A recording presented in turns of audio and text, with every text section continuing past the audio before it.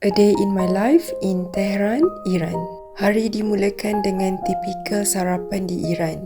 Yang warna kuning tu ialah jam buatan mak mertua saya dari buah quince. Kita orang beli jus online dari kedai favourite kita orang dan saya suka mix carrot dengan celery. Untuk lunch, kita orang keluar jalan kaki nak pergi beli makanan dekat restoran. Tak bawa kereta sebab hari ni government tak benarkan kereta berada di jalan untuk kurangkan pencemaran udara. Ni saya nak tunjuk korang, orang lelaki kat sini suka pakai kot dengan seluar. Macam nak pergi office tapi sebenarnya nak pergi kedai je. Ni lalu kedai jual buah dan juga jual sayur-sayuran. Buah dengan sayur kat sini masih murah lagi harganya. Sekarang ni buah-buahan musim sejuk lah, macam orange dan juga persimmon. Kat kereta sorong depan tu dia jual herba seperti parsley, daun ketumbar dan lain-lain. Kita orang singgah dekat kedai jual manisan Turki dan beli baklava. Sekilo baklava harganya dalam RM50. Lepas 20 minit jalan kaki, kita orang sampai dekat kedai ni. Kedai ni just jual makanan untuk take away. Macam biasalah makanan Iranian seperti kebab dan juga stew. Kedai macam ni harga dia murah sikit. Ni korang tengok harga dia. Nak tahu dalam ringgit, korang bahagi RM36,000. Macam makanan yang harga dekat restoran RM15, dekat sini hanya RM5 sahaja. Walaupun murah, dia punya rasa sedap.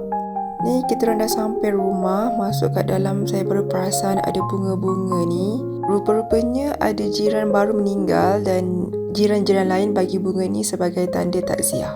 So inilah dia makanan yang kita orang beli. Ada zerish polo, kebab gubida. Lepas makan tu semua, makan baklava pula.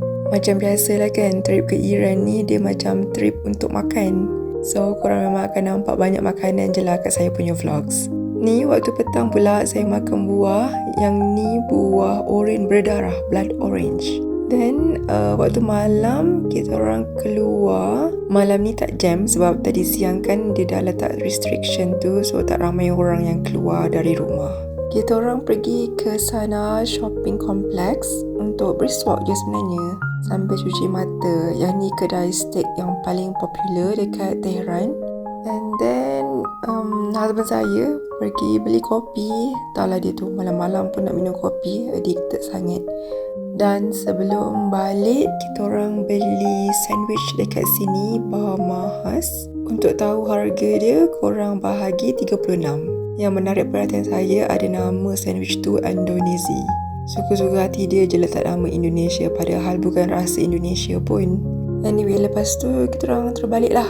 Ni keadaannya dekat area bernama Andarzgu. Dan sampai rumah, of course lah makan. Yang saya beli tu nama dia Monster Bacon. Tengok dalam tu penuh gila.